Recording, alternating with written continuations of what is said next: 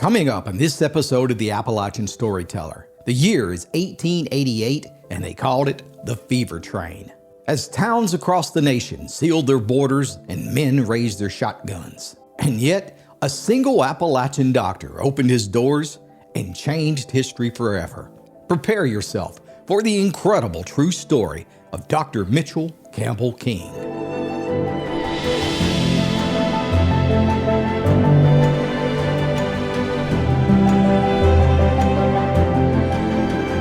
Our story begins in the coastal lowlands of South Carolina in 1815. It's here that a baby boy named Mitchell Campbell King was born into a world of wealth and privilege.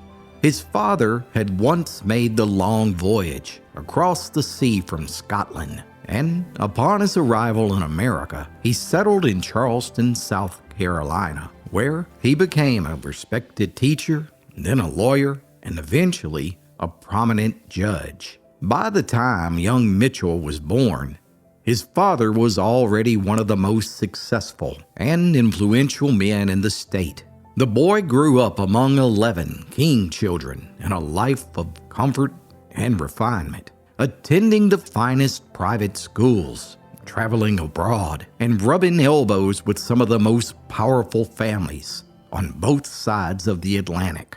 When he turned 18, Mitchell followed the path of learning that his father had carved out before him, first attending the College of Charleston, then the Medical College of South Carolina, both institutions that his father had helped to create. After completing his early studies, he set his sights overseas and journeyed to Germany, enrolling at the famed University of Göttingen. There, among Europe's brightest minds, Mitchell met a fiery young student named Otto von Bismarck, a brash, arrogant man that few other people could tolerate. Yet somehow, these two opposites, the mild-mannered Southerner and the proud Prussian, formed a deep and lasting friendship. They both spent countless days discussing their hopes and dreams. And for his part, Otto swore to Mitchell that one day he would unite the German states and rule over this new German empire. But Mitchell, he would just shake his head and laugh at his friend. I tell you what, Otto, if that ever happens, I'll buy you an entire case of the finest champagne that money can buy, Mitchell said as the two shook hands in agreement. That's right, theirs was a bond that would span continents and decades. And years later, when Bismarck would indeed rise to power as the first chancellor of the German Empire, he would still remember his friend from Carolina. And Mitchell would indeed honor his word and send a case of the finest American champagne across the world to his friend. Well, anyways, once Mitchell completed his medical studies, he returned home to the South, where he practiced medicine and managed a rice plantation in the humid lowlands of South Carolina. But the warm climate, while it was fertile, was also dangerous, a breeding ground for disease that was carried by swarms of mosquitoes. And for this reason, most of the low country's wealthy elite kept summer homes high in the mountains, where the air was cool and clean. And Dr. King, well, he was no different. By the 1830s, his family had been traveling each summer to the mountain wilderness of western North Carolina, to a little settlement in Henderson County known as Flat Rock. And though Dr. King and his wife often traveled abroad, there was no place on earth they loved more than the Appalachian Mountains, with their cool breezes and rolling hills. On a sprawling 7,800-acre estate, Dr. King built a grand home that he named Argyle, after his ancestral homeland in Scotland. Locals called it the Little Charleston of the Mountains. The mansion was built from over 80,000 handmade bricks and stood proudly upon a granite foundation with 12 chimneys and a sweeping staircase that was fit for royalty. Each summer, Dr. King could be seen riding horseback or steering his buggy through the winding mountain roads, visiting the sick and the poor in remote coves and hollers, often refusing payment for his care. And to those mountain people, he wasn't just a man of medicine. He was a symbol of compassion and faith. And before long, folks across Henderson County would say that no man was more respected nor more loved than Dr. Mitchell King. And so it was. For decades, life moved gently in the Carolina mountains. Dr. King and his wife had a passel of young'uns, and they all grew older, with Mitchell's legendary reputation becoming more legendary each and every passing year as families from miles around called upon him in times of sickness and sorrow. However, it was the events of 1888 that would define Mitchell King's life and soon would change the history of modern medicine.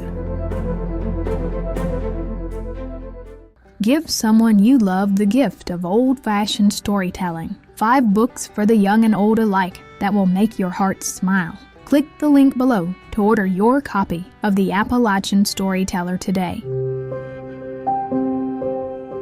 As the summer of 1888 dawned, rumors began spreading northward across the hills of a terrible plague that was sweeping through Florida's lowlands, a silent killer that turned the skin yellow and the eyes hollow and left entire cities in ruin. Folks called it the Yellow Jack, and it was unlike anything the South had ever seen. Down in Jacksonville, panic filled the streets as the fever spread from house to house, claiming hundreds of lives each week. Trains sat abandoned. Folks were scared to walk the streets. Store owners boarded up their windows and their doors as families barricaded themselves in their homes. Even neighboring states like Alabama and Georgia ordered their borders sealed, afraid that the disease would cross the state line. This mysterious yellow jack was actually yellow fever. And back in 1888, scientists and doctors didn't know how the disease was spread.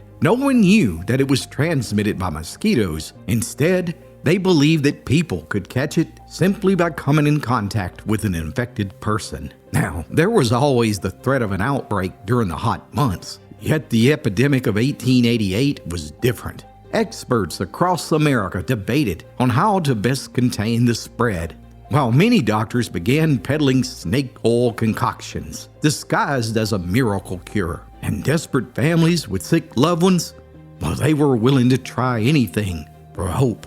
But while the world was gripped in panic, back in the mountains of North Carolina, Dr. Mitchell King sat quietly and thought. By now, he was an old man, seasoned and wise with a mind that was still sharp as ever. But he had seen this disease before, back in the rice swamps of South Carolina, and in the crowded ports of Charleston, and even across the great cities of Europe. But as he sat on the wide porch of his home in Flat Rock, listening to the summer cicadas hum in the distance, his mind began to wander back across those oceans and over the years. He remembered his travels through the Caribbean and in the tropics, where the air hung heavy and the fever struck without mercy. Yet he also recalled that in the higher elevations of those same regions, the nights were cool and the breezes were steady, and the yellow jack, well, it never appeared there. Even infected folks who arrived at these higher elevations never spread the sickness. For some unknown reason, the people in the mountain villages had simply been untouched. The more he reflected, the clearer it seemed that the fever thrived in the heat and stagnation, but not in the clean, moving air of the high country. Now, exactly why this was, well, he couldn't tell you. Science simply hadn't given the answer yet. But Dr. King's experience had, and deep down, he was certain that the altitude itself held the secret to survival. It was then that the good doctor began to form a daring idea, one that would soon test both his faith and the courage of an entire mountain community.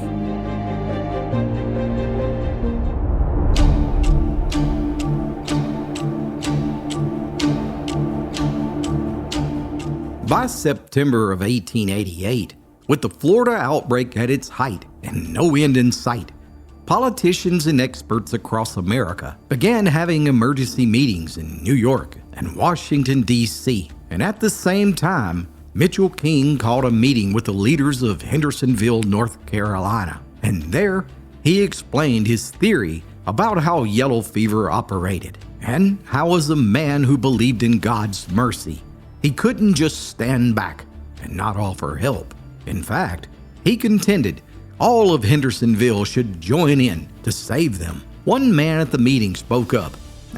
I don't know, Doc. I believe the good Lord says we should help one another, but this sounds mighty risky to me. Another man agreed and chimed in. You mean to tell me that you just want us to throw our doors open to these sick Florida people right here in our own town? The good doctor quickly shot back. Well, yes, sir. That's exactly what I'm proposing. We'll pay to send trains to Jacksonville and have them transported here where they can be cured. Now, needless to say, this was a shocking proposition, and many folks in Hendersonville were conflicted about this idea. But in the end, they trusted Dr. King and agreed to offer a sanctuary from the yellow fever to 1,000 Floridians.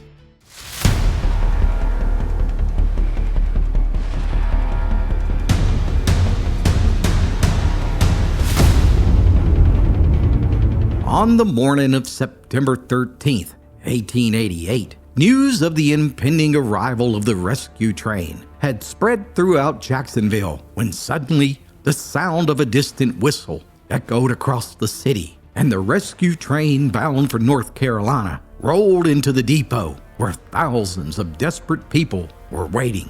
Mothers held crying babies close to their chest as fathers dragged battered trunks and carpet bags, and children clung to their parents' coats with their eyes wide with fear. The air around the train station was thick with heat and panic as doctors and nurses, who were already exhausted from weeks of tending to the dying, tried to maintain order as the crowd pressed forward. Armed guards stood at the gates, shouting for people to stay back. But in times such as these, we all know that desperation is far stronger than reason. People pleaded, wept, and even fought for a chance to board the train. Some passengers had fevers already burning through their bodies, while others tried to hide their symptoms, terrified that they'd be turned away. In the chaos of the surging crowd, families were separated. It became every man, woman, and child for themselves as they clawed their way inside of the train, which was packed within minutes. Refugees crammed shoulder to shoulder, some sitting on the floors, others hanging from the steps, as windows fogged with breath, when finally the train conductor could wait no longer, as the engine began to chug forward and slowly exited the station. Countless people ran beside the train as others reached from the windows, desperately trying to pull a loved one inside who had been left behind. But it was no use. There wasn't room for everyone. And as that train roared northward through the pine flats and the cypress swamps, newspapers across America dubbed it the Fever Train, and word of its approach spread faster than the locomotive itself, as town after town slammed their depot doors shut, and men armed with Winchesters and shotguns took up positions along the tracks. No one dared to let this fever train stop, not even for water. In some places, entire crowds gathered at crossings to shout warnings and wave torches, ordering the engineer to keep going or be fired upon. And in larger cities such as Atlanta, armed militias ensured that no one was allowed off the fever train. And inside the train, well, the air was thick and stifling. Windows were nailed shut, and passengers fanned themselves with scraps of newspaper. Hunger gnawed at their stomachs as thirst burned in their throats. And sleep, well, it was impossible. Every cough and groan drew frightened stares from other passengers. Fear, like the fever itself, spread from car to car. Before long, unmercifully, a dozen men took over each and every passenger car. And whenever a passenger showed any signs of the fever, chaos broke out, with suddenly people screaming for them to be removed, terrified that the sickness would spread. Over and over, Sick men and women were thrown off the moving train as panic took hold. Each passenger car soon turned against all other cars as passengers bolted the doors shut from the inside, and folks refused to let anyone in or out, not even family members who had been separated by mistake. Mothers screamed for children who were lost somewhere in the next car as husbands shouted through locked doors for wives they feared they'd never see again. I can tell you right now, all trust was gone.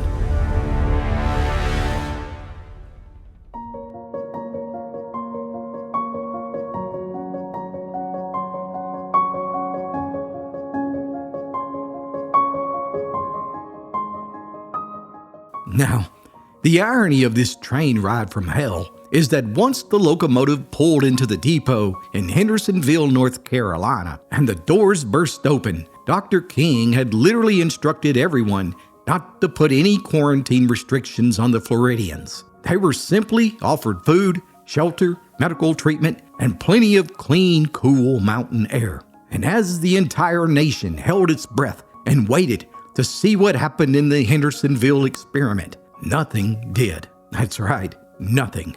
Just like Dr. Mitchell King had predicted, the disease didn't spread and many lives were saved. As it turns out, it was only a certain type of mosquito in the hot and humid areas that transmitted the fever. Well, how about that? Dr. Mitchell King convinced the small mountain town to believe in him, and in the process, they saved countless people. And each and every summer after 1888, Floridians continued to flock to the Appalachian Mountains, knowing that they would be safe from the yellowjack.